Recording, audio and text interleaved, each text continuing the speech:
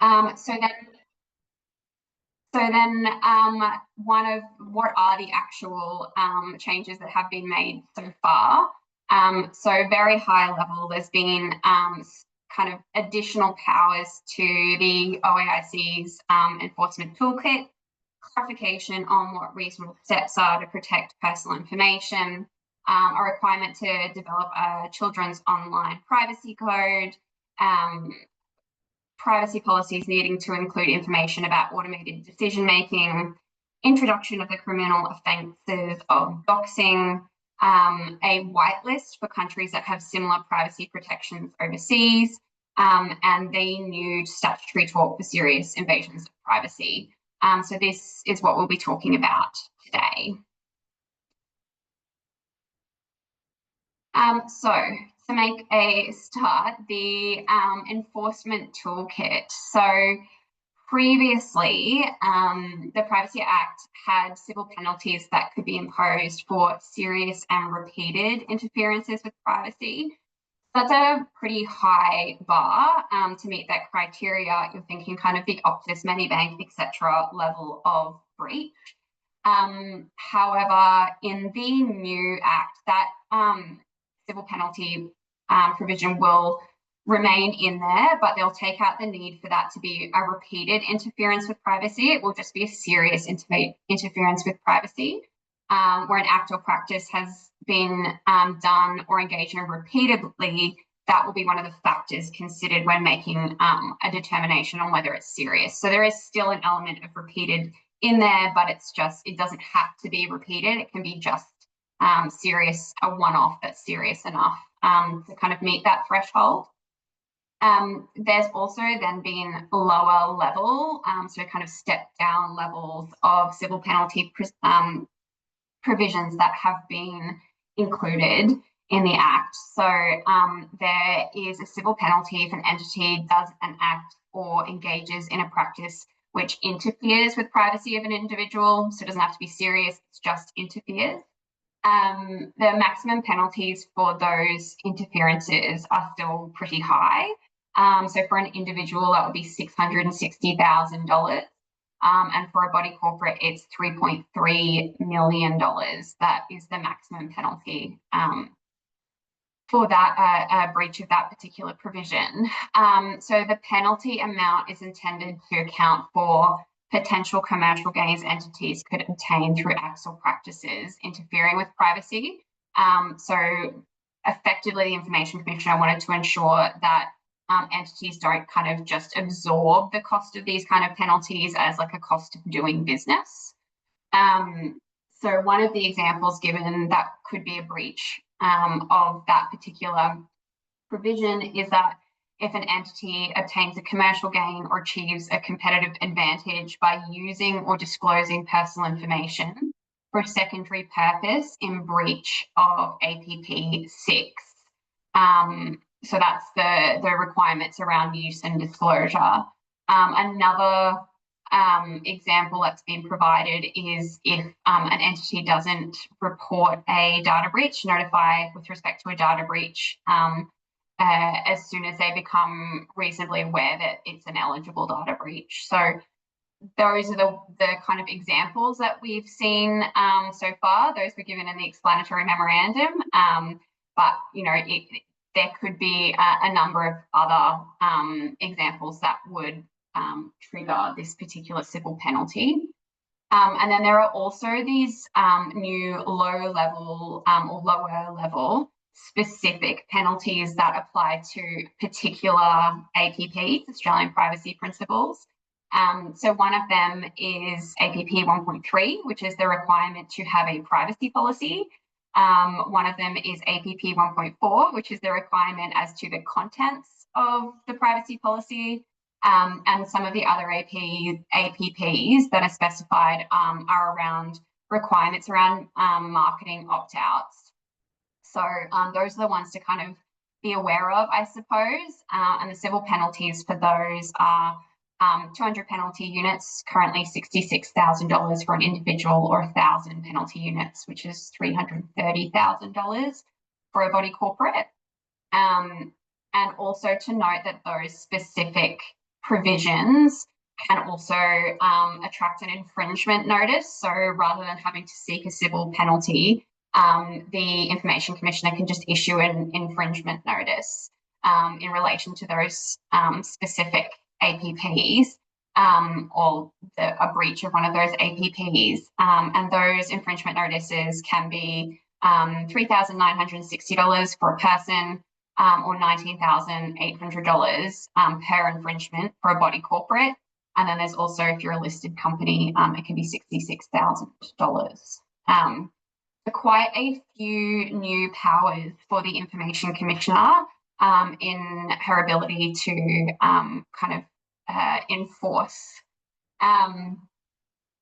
There will also be APP codes. There currently is the ability for APP codes, and there are some that exist. They're written codes of practice about information privacy, which set out how the APPs are to be applied or complied with, and once registered, are binding on the specified APP entities. So a breach of the code could be a breach under the penalty provisions of the Privacy Act. Currently, there's only 3 registered codes, so it's not been a popular mechanism. And the Amendment Act contains amendments that allow the privacy that enable a minister to direct the commissioner to develop and register codes. So we'll wait and see if that's something that becomes more popular once the minister has some more powers around that. There's also the Information Commissioner will be empowered to issue compliance notices if they reasonably believe that an entity has contravened the Privacy Act. And so a compliance notice must set out the details of the contravention and specify the steps the entity must take to address the contravention and the time period within which the steps must be taken. I suppose importantly, an entity that complies with a compliance notice is not taken to have admitted to the contravention or been found to have engaged in the contravention. But if you fail to comply with a compliance notice, the Information Commissioner may issue an infringement notice or seek civil penalty orders. So the take home is, if you get a compliance notice, just comply with it as best you can, obviously. So there are also some new powers for the Commissioner to give direction or approval for a public inquiry, and some of her powers have been tweaked slightly to align with comparable regulators. So additional powers have been introduced, including powers of entry, search and seizure, etc. That it's just made consistent with other regulators of a similar level. Those are the changes to the Information Commissioner's enforcement toolkit. There's quite a lot in that, I appreciate. But effectively, it means that compliance is more important, I suppose, because there's a bigger stick, or there are lots of smaller sticks, I guess, that mean that if you have a lower level non-compliance, you could actually still get a financial penalty, whereas previously it wasn't something that was such a risk, given it had to be such a high standard to receive any kind of financial penalty.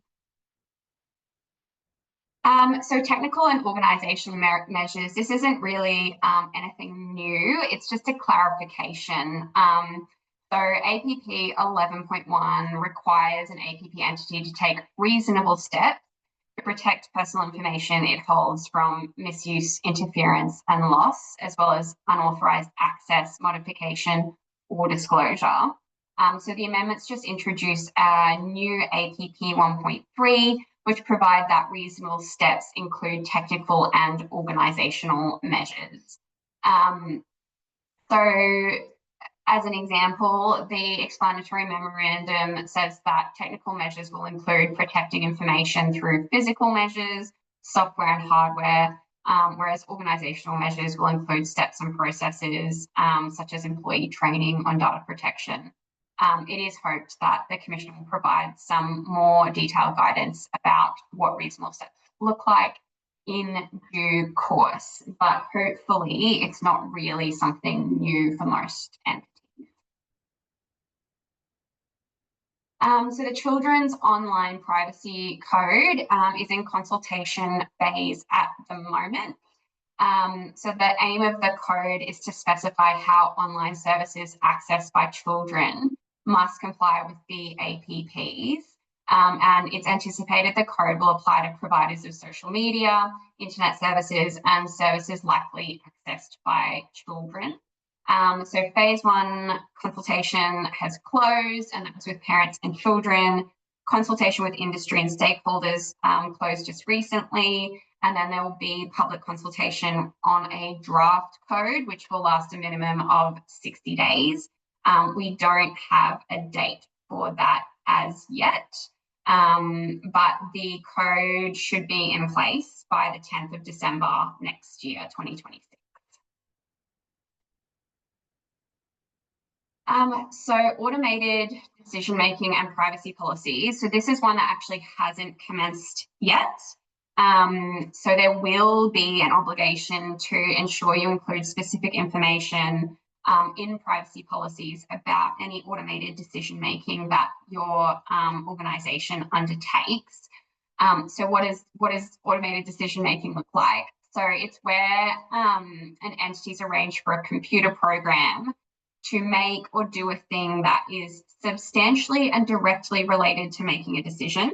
And the decision could reasonably be expected to significantly affect the rights or interests of an individual. And personal information about the individual is used in the operation of the computer program to make the decision or do the thing that is substantially and directly related to making the decision. So it's a bit technical when it will apply and when you need to include it in privacy policy. But effectively, the automated decision-making could be something as simple as a rules-based formula to affirm if somebody meets some kind of objective criteria. So, for example, if you had a form that somebody was filling out and it helped to potentially make a decision about whether they were going to get assistance or a loan or something like that, that may potentially be automated decision-making. And then things like AI as well could be automated decision-making.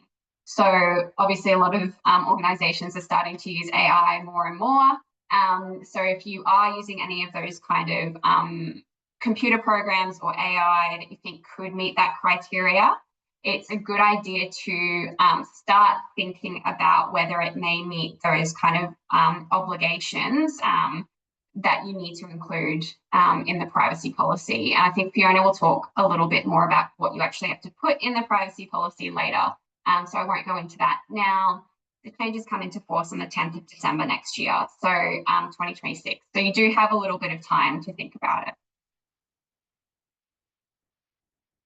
So then the next change is around doxing. So there are 2 amendments to the criminal code around these offences of doxing. So doxing is the use of a carriage service to make available, publish or distribute personal data where the person engages in conduct in a way that a reasonable person would regard as being menacing or harassing. So it will have an offence punishable by up to 6 years. So an example of that might be using social media to publish the contact details of someone and encouraging people to harass them for whatever reason. The other thing to note about this particular provision, it's in the criminal code, it's not in the Privacy Act. What is considered personal data is a bit different to what is considered personal information under the Privacy Act.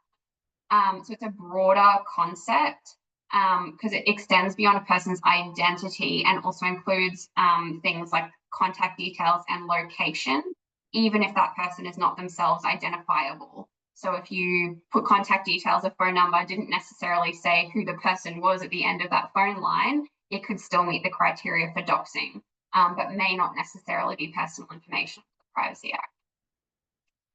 There's also a separate doxing offence where one or more members of a group are targeted due to a belief and the group is distinguished by race, religion, sex, sexual orientation, gender identity, intersex status, disability, nationality, or national ethnic origin, and that offence is punishable by up to 7 years. So hopefully not things that you as an organisation will have to worry about specifically, but you may have clients that need to consider this, so it's good to know about. And then overseas data flows. So this is one where the whitelist of countries, the ability to create the whitelist has commenced, but the whitelist itself has not been created. So what is this about? Effectively, if you're an APP entity complying with the Privacy Act and you're sending information overseas, you have to take reasonable steps to ensure that the overseas recipient doesn't contravene the APPs. Under the accountability principle, which is what we call it, the APP entity is then liable for any acts or omissions of the overseas recipient that would breach the Privacy Act unless an exception applies. One of the exceptions is that the overseas entity is subject to a law or binding scheme that's substantially similar to the APPs, which we call the equivalent privacy regime, an equivalent privacy regime. In practice, it's pretty hard for an individual organisation to make that assessment to determine whether or not there is an equivalent privacy regime for an overseas entity. So it's a difficult kind of exemption to rely upon, but effectively this will create a list so you can see very easily, okay, well, I can rely on that exception because they're on the whitelist. But we are still waiting to see what the whitelist is. There are probably some countries we know probably won't be on it, and some countries we think probably will be on it, but we have to wait and see. And then the statutory tort for serious invasions of privacy. So this is the last key reform that we'll talk about. I know there's been a lot of content to digest. So the statutory tort is one that a lot of entities have been concerned about, but it is actually more confined than you might think. So it establishes a cause of action in tort for serious invasions of privacy, and it does impact all entities. So whether or not you are technically an APP entity under the Privacy Act doesn't matter. It is separate to Privacy Act requirements, and so any individual organisation can be sued with respect to this tort. The defendant does need to be a natural person, but any entity or individual can be sued. So what are the elements? There has to be an invasion of privacy. So that's an intrusion of privacy either by an intrusion upon seclusion, such as physically invading or intruding into the plaintiff's private space by, say, watching, listening to, or recording their private activities or affairs, or probably the more relevant of the two, the misuse of information, such as by collecting or disclosing information about a plaintiff. So there are kind of two aspects of invasion of privacy there. The first one is unlikely to be as common for an organisation, but could be if you're kind of undertaking surveillance or something like that, there is a potential for it to apply. So then there has to be a reasonable expectation of privacy by the plaintiff in all the circumstances. So in determining whether a plaintiff had a reasonable expectation of privacy, there's a number of different circumstances the court will consider. Things like the nature of the information, medical or financial information, for example, the means, including the use of any device or technology to obtain private information. So that's kind of the surveillance aspect, I suppose. The place where the intrusion occurred, the purpose of the invasion, etc. There's a long list of things set out in the legislation that will be considered to determine whether or not there was a reasonable expectation of privacy. There is an element of fault. So I think this is where the tort becomes a bit narrower than originally maybe thought or was feared. So the tort is confined to intentional or reckless invasions of privacy. So it doesn't extend to negligent invasions of privacy. So it's a pretty high bar to meet that there's been reckless or intentional invasions. We are obviously yet to see how this will play out, how the courts will apply this. There may be an element for an organisation to be considered reckless in an invasion of privacy if they were, entirely careless about their privacy practices or something like that. But we'll have to see how it is applied. But it is quite a high bar to meet. So seriousness and proof of damages. So plaintiff would only have an action under the tort where the invasion of privacy was serious, having regard to a number of things like the degree of any offence or distress or harm caused to a person of ordinary sensibilities, not to any subjective plaintiff, in the plaintiff's position.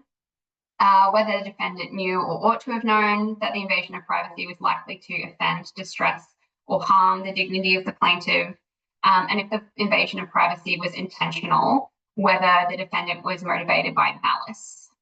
Hopefully not any of your organisations going to be motivated by malice. So public interest in privacy must be proven to outweigh any countervailing public interest. And this is actually something that the plaintiff will have to prove. So again, another element effectively, I think originally they were talking about this being something that the defendant could rely upon. And so it would be a matter for the defendant to try and prove the opposite way. But it's now kind of been added as an element to the tort, and so the plaintiff will have to prove this themselves. So they have to prove that their interest in maintaining privacy outweighs any competing public interests, and those will include things like freedom of expression, freedom of the media, proper administration of government, open justice, public health and safety, national security, and prevention and detection of crime and fraud.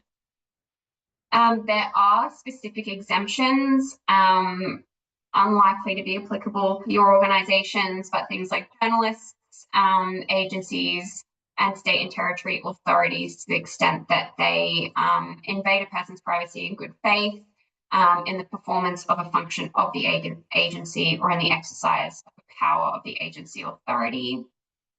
Also for law enforcement and intelligence agencies. There are defences if the conduct was required or authorised by law. The defendant reasonably believed the invasion of privacy was necessary to prevent or lessen a serious threat to the life, health, or safety of a person. The plaintiff impliedly or expressly consented to the invasion of privacy.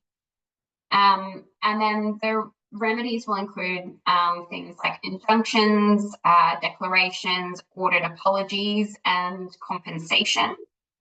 So there is a cap on the exemplary or punitive damages for non-economic loss, the sum of which can't exceed, at the moment, $478,550, or the maximum amount of damages available for non-economic loss in defamation law, so whichever is the greater at the time. So that's a lot of detail again. The tort is obviously kind of a standalone thing in and of itself, so we could talk about the tort for quite a long time, but that's just a high-level overview of all of those key changes. So I will share and let Fiona take over. Thanks, Kate. So yes, after now Kate's talked about quite a lot of the different reforms, what we might do is just switch gears a little bit and focus our attention onto the interaction between using AI, implementing AI, and as well as the privacy risks. So the reason why we've sort of chosen to do a little bit of a deep dive on this topic is because we are seeing, Info Exchange released a 2024 digital technology report in the not-for-profit sector. And this was released last year, and they surveyed 765 different not-for-profit organisations across Australia and New Zealand. And they found that 76% of those organisations were already using generative AI tools. And you can imagine between then and now, there's probably an increase in that number. So there is a lot of heightened interest in the area, in the new technology. So it clearly represents a lot of opportunities for organizations, but they also present quite major privacy risks. And the OAIC obviously has picked up on that. And so what they've done helpfully is to publish 2 sets of guidance for not-for-profit sectors, or sorry, for organizations using AI. One is for using sort of commercial off-the-shelf products, and the other one is for AI developers. And just to flag there as well, you might be sitting there, thinking, I don't develop software, so I'm probably not an AI developer, so it probably doesn't have anything to do with me. But the way that they've actually defined an AI developer for this guidance is for organizations that also engage in fine-tuning or training AI products. So if you're there, being provided a bespoke or an off-the-shelf product and you're inputting information that it can then use to train itself, you might actually then fall within that bucket of an AI developer. So I would really, really highly recommend just jumping on the OAIC's website and then looking through the guidance. What we have on the screen is just a screenshot of their sort of summarized version with the top 5 key takeaways, but that they do have slightly more detailed information there, as well as some checklists on what organizations can do just to think about their privacy obligations when adopting or using AI.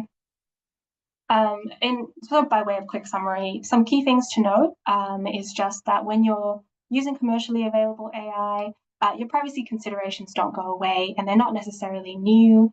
So just really keeping those basic APPs at the front of mind, particularly when you're inputting personal information to an AI system and using that AI system to either infer or generate personal information. So just changing that traditional concept of collecting personal information and reframing that in the AI space. When you're inputting information and the AI spits out new personal information, whether it's correct or incorrect, that still counts as a form of collection of personal information, and entities do have obligations to ensure that output is correct and of good quality. And as a matter of best practice as well, organizations shouldn't be entering sensitive information into publicly available AI tools. And that goes back to the concept that sensitive information generally requires a higher degree of security and should be treated with a little bit more, I suppose, privacy a bit more stringently as well. And also definition of developer, like I've said before, can include people that wouldn't traditionally have thought of themselves as AI developers.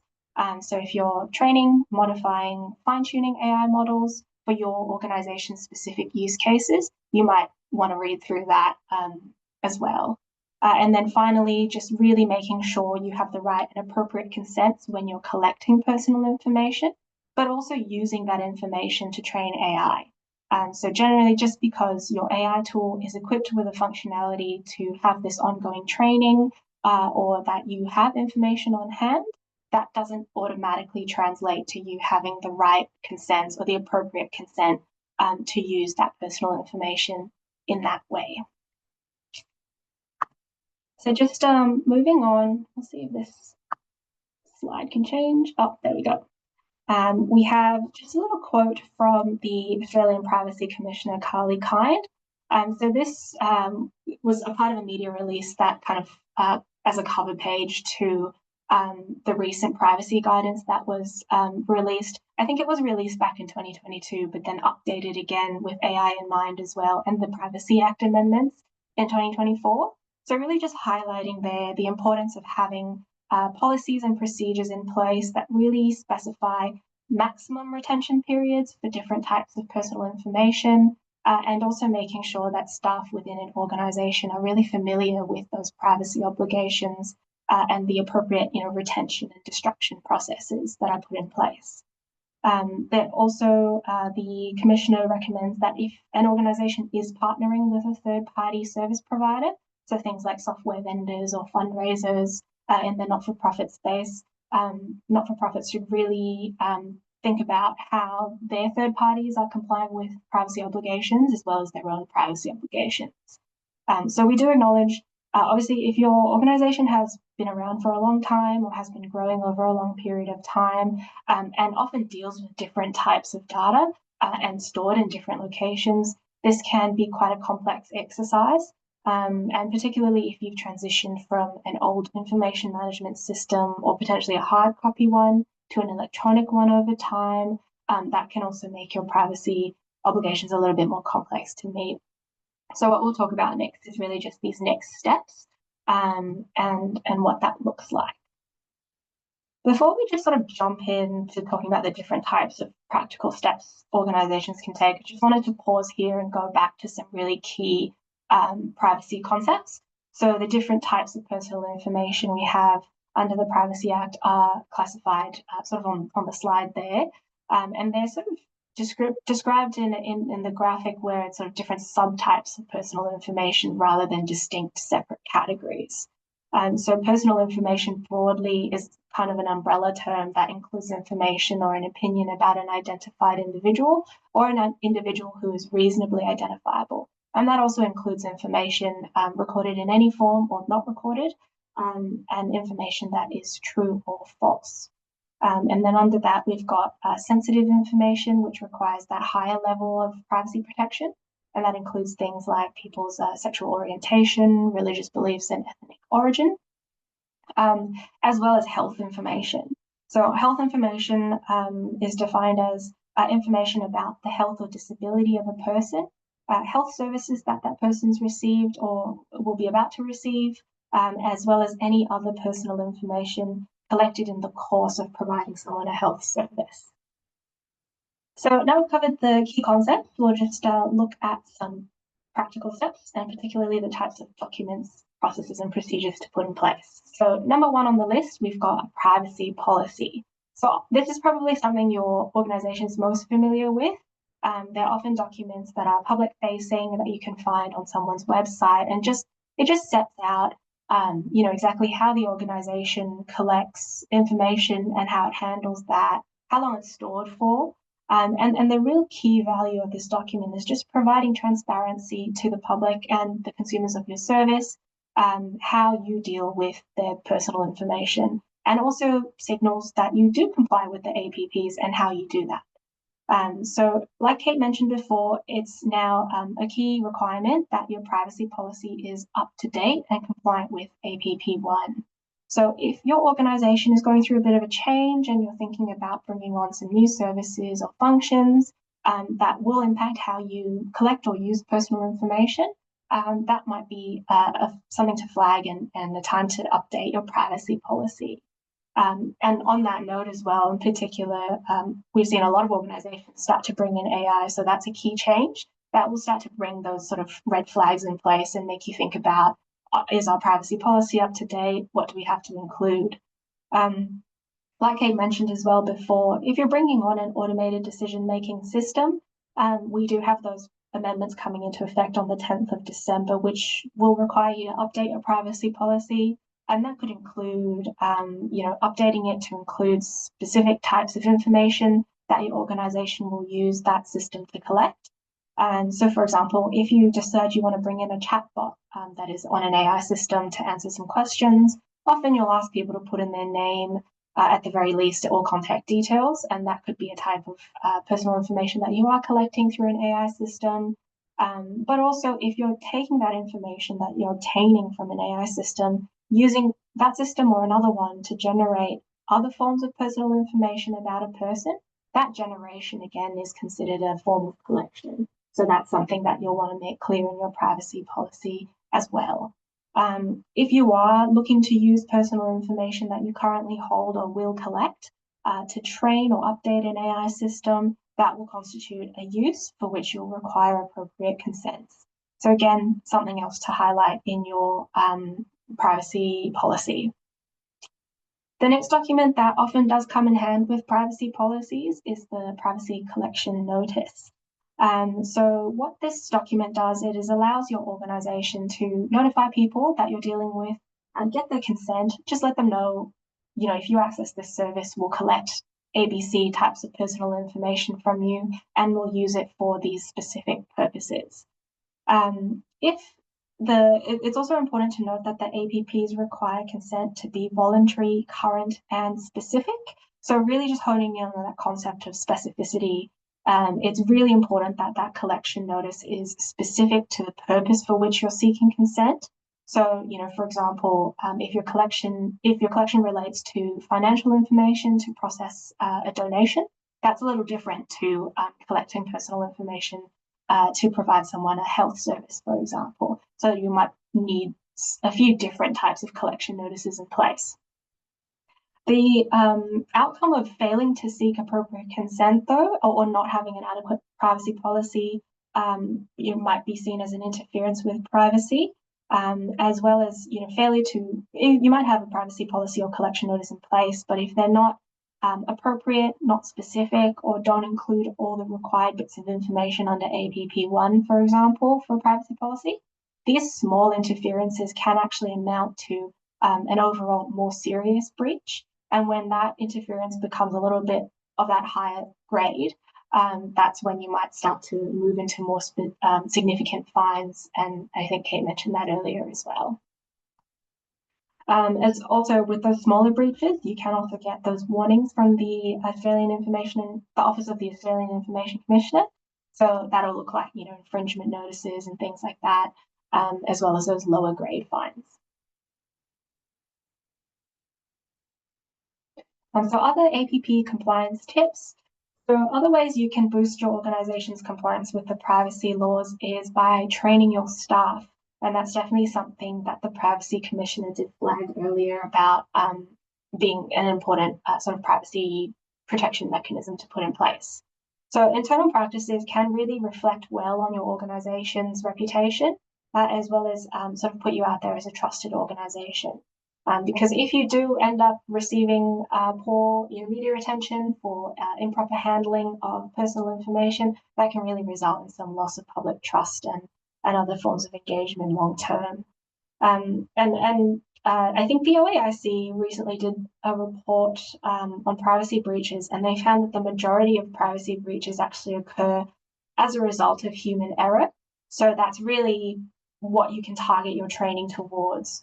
And really just creating a culture within your organization that really treats privacy, but also, I suppose, in this day and age, cybersecurity as a really key priority. Particularly as well, if you're dealing with different kinds of personal information and lots of sensitive information, for example, in order to support your staff to handle information correctly and appropriately, we'd also recommend having a handy data retention policy. And what this does is it sets out different types of information that your organization holds and then pairs it up with specific retention periods and whether your organization prefers to destroy or de-identify information when it's no longer required for that purpose for which it was collected. Because overall, holding information for long periods of time, some might say data is an asset, but it also creates a greater privacy risk for your organization. So having that retention policy in place can really provide your staff just key timeframes for when information that's no longer required can actually be destroyed or de-identified and archived. Good privacy practice, thirdly, also means being prepared when things go wrong. So when things go wrong in the privacy space, we're really thinking about a data breach. So that includes things like unauthorized access to information, unauthorized disclosure of information, or just loss of personal information. So the Privacy Act does have this notifiable data breaches scheme, which sets out specific circumstances when organizations will have to notify people who've been affected by data breaches, and then also provides prescribed sort of relevant timeframes for that notification, and they're often quite high turnarounds. So it's good to be prepared ahead of time.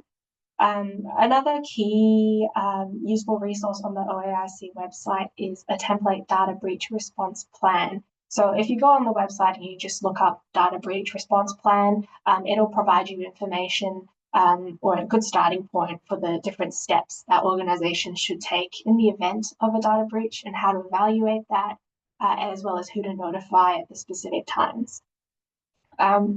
So having a data breach policy can really, again, help your organization or the personnel in your organization know how to identify a data breach. And once they can identify that quickly, that just means you can respond quickly overall as well.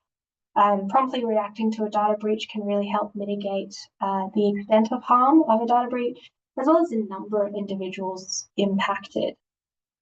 These privacy documents that we've highlighted so far should also really be regularly reviewed, normally say about 12 months, but maybe more regularly now that we have different privacy amendments coming into play at different times.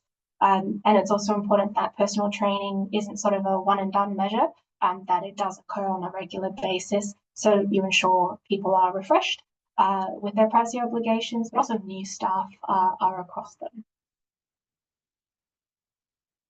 So finally, reasonable steps to ensure the security of personal information. What does that look like? So under APP 11, organisations are required to take reasonable steps. Kate sort of touched on what technical and organisational measures actually means now and what needs to be done to meet that APP 11 requirement.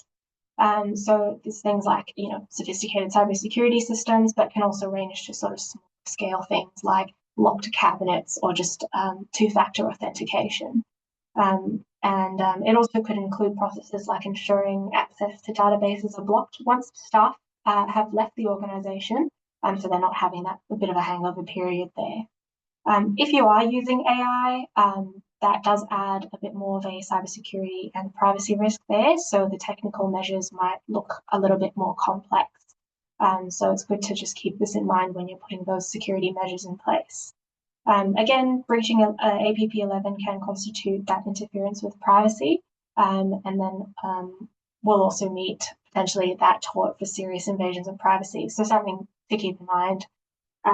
Again, harking back to having good privacy procedures in place, that's a form of a reasonable security measure there. So just making sure you've got good personal training, good IT resource use policies in place and IT training and things like that. And also, again, having secure file transfer if that does include quite sensitive information as well.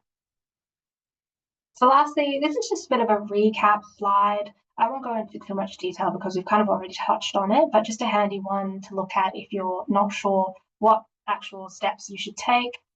So I'll just go around that sort of diagram on the screen. So number one, like I said, really updating your security measures, privacy policies and procedures, and just making sure they're all appropriate to your current organization's activities and functions.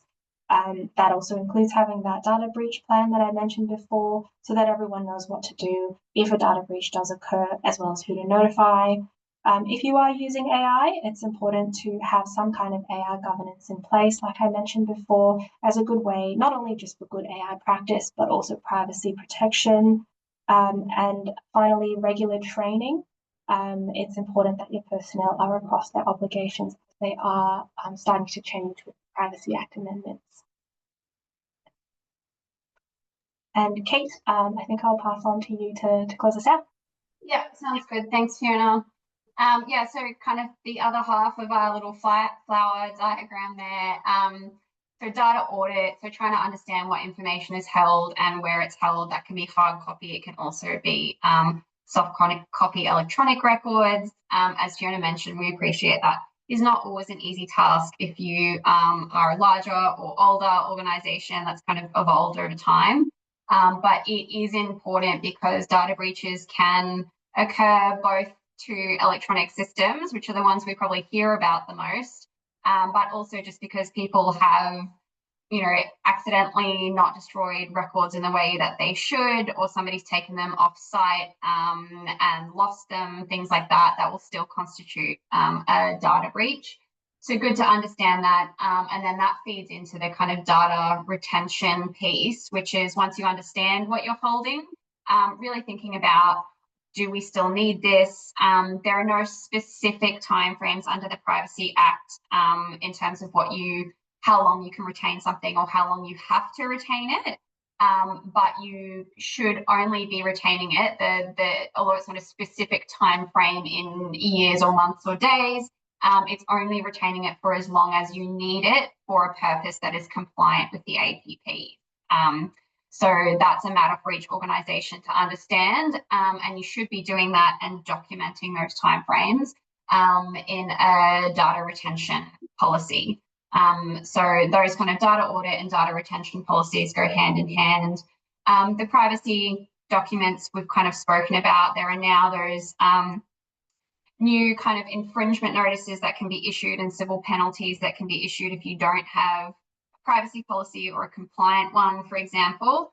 And those are the public-facing documents. The Information Commissioner has actually indicated she'll be doing a bit of a audit check of people's privacy policies that are available online to make sure that everyone has one, and if they've got one, that it is compliant. I don't think it's her intention to use that audit to start issuing infringement notices if people are trying to be compliant. It's more to try and get everyone uplifted. But I suppose if you are really not meeting the mark, then it might be something that she considers issuing a compliance notice, etc. So important to get on top of your public-facing privacy documents.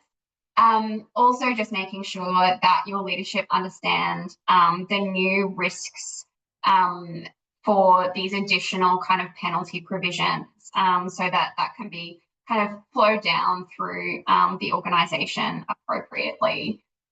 So those are kind of what we consider are probably the key steps you can look at taking. In terms of the take homes, I think I would say a lot of these changes aren't substantially different in terms of what is required of you as an organisation. But they are, there's obviously the automated decision making to be included in the privacy policies in 2026. But other than that, it's just really about trying to make sure that you are across what your obligations are and that you're compliant with all of your obligations that you have had for quite a significant period of time under the Act.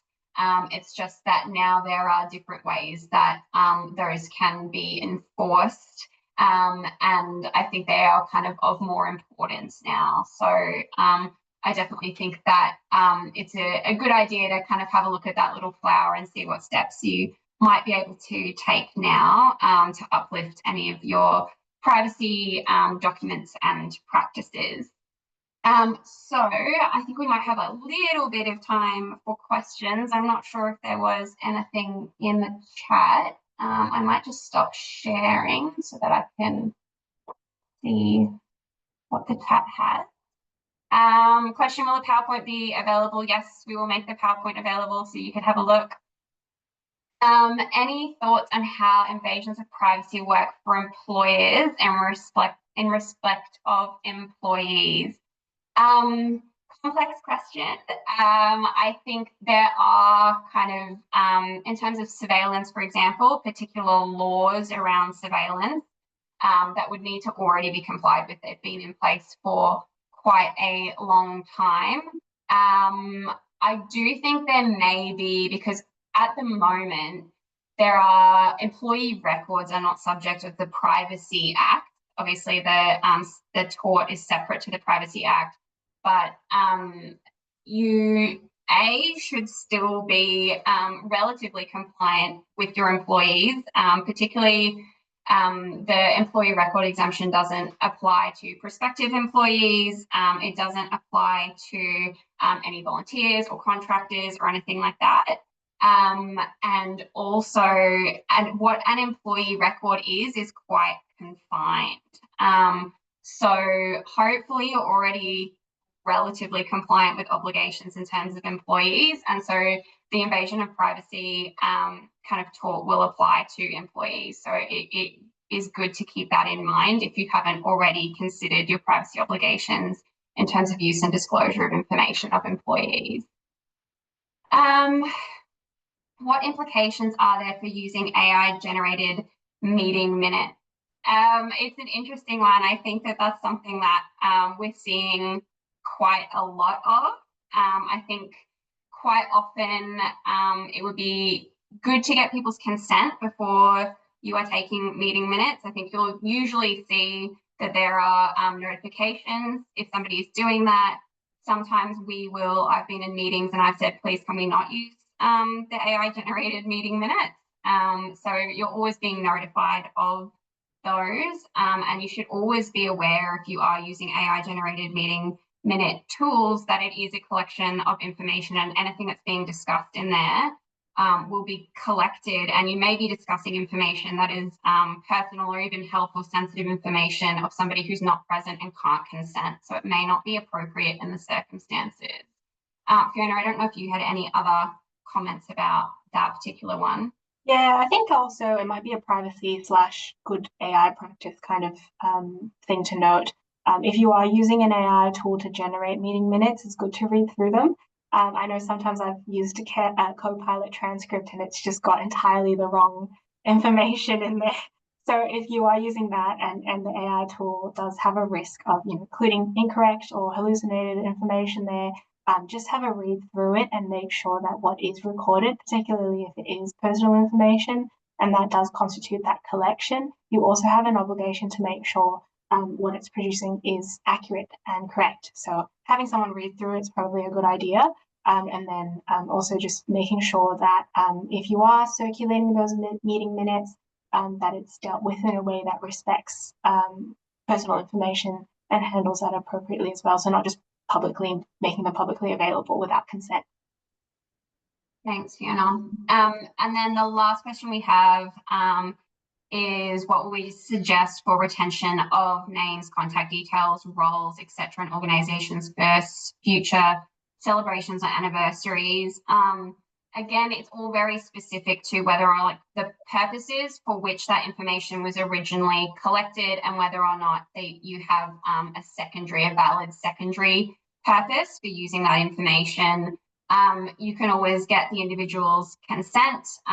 You quite often have, for example, if you're talking about future celebrations or anniversaries, if it's people who have left an organization, for example, you have alumni and usually consent to be part of that.